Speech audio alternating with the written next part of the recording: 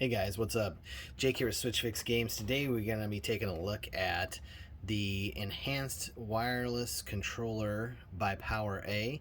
And this is the new one you guys have been asking me about. Hey, why don't you look at the new one? Why don't you look at the new one? Well, here we are, guys. And I got this in the Mario Pop color scheme. And guys, if you haven't already, please like and subscribe to the channel. Really help us out. We're trying to get off the ground. I'm going to do some more giveaways. Without further ado, let's get to taking a look at this. So this is the PowerA and wireless Mario Pop color scheme.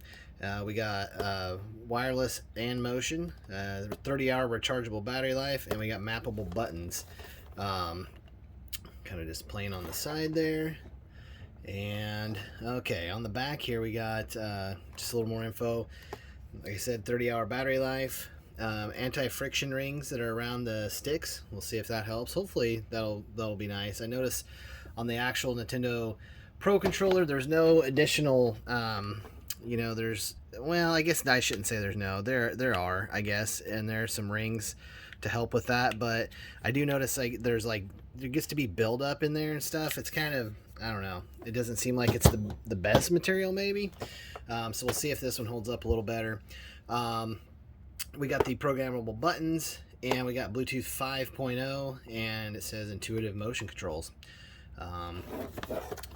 So anyway, take a look here. Oh yes, that is a sweet looking controller for sure. Pro style wireless freedom. All right, so really nice packaging on this one. There's some gloss stuff in here as well. Super nice packaging. So let's crack it open and take a look.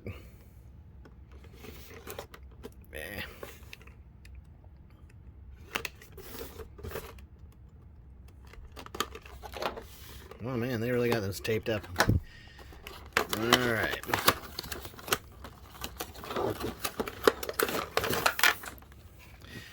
Get a 10-foot USB-C power cord with this.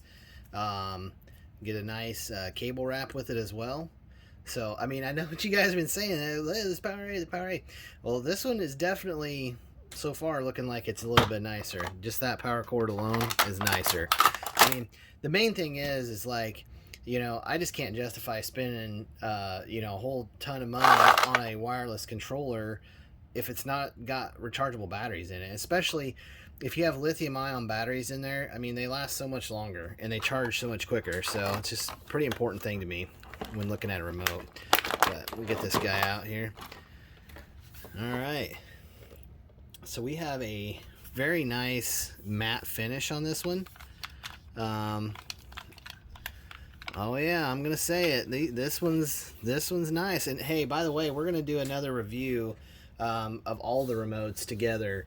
I might try to find one more, but at least we'll do all the ones from my previous videos. We'll combine them all up and we'll do some scoring and that sort of thing and kind of come to a determination which one's the best. But this one's definitely nice. These buttons feel a little bit nicer back here.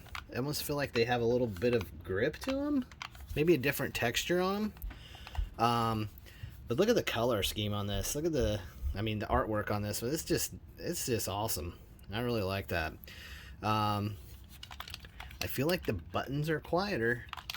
That was one of my gripes about the other one. Noisy buttons.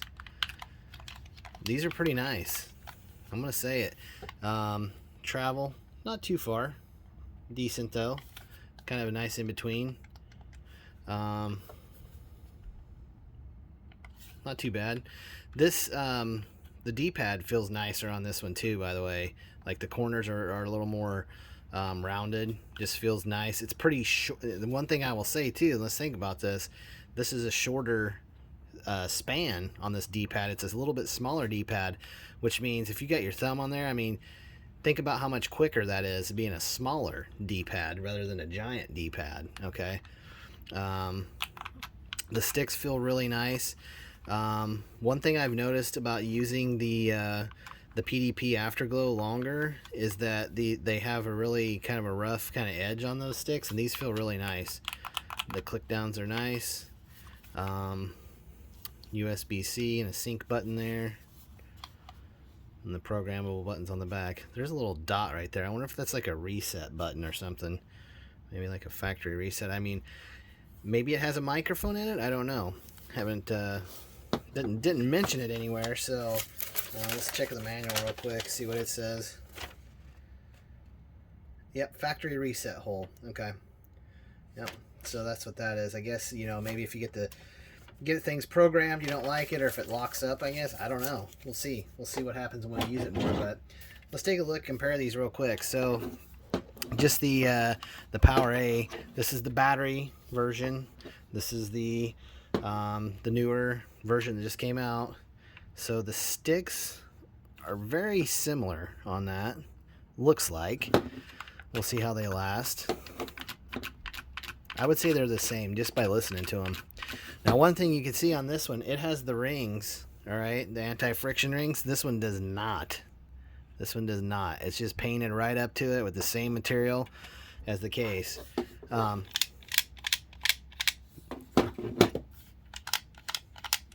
Yeah, pretty close on the buttons. Pretty close.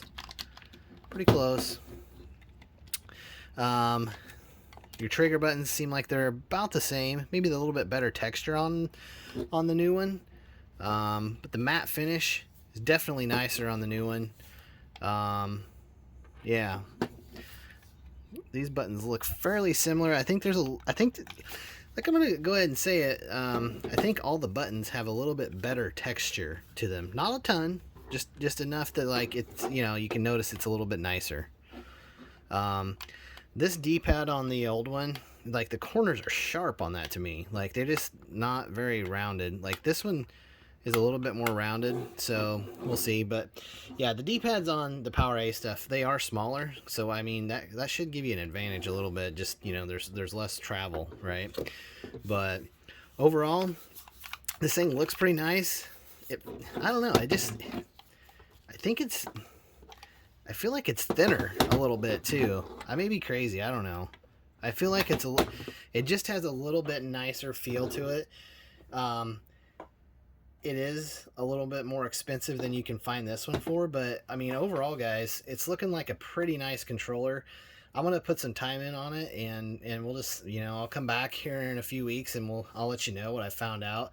I'm about to do another video on the 8-bit do that I did, just kind of give you a little bit of feedback on, you know, things that I've found with it after using it for a little while. I know there's a lot of people that say how it's maybe the greatest remote ever and all that kind of stuff, but I got a little differing opinion on that. But anyway, guys, I hope you enjoyed this video. If you like this kind of video and other, you know, and other content like it, please let me know down in the comments.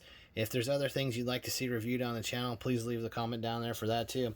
Until next time, guys, we'll be testing these out, and we'll see you then.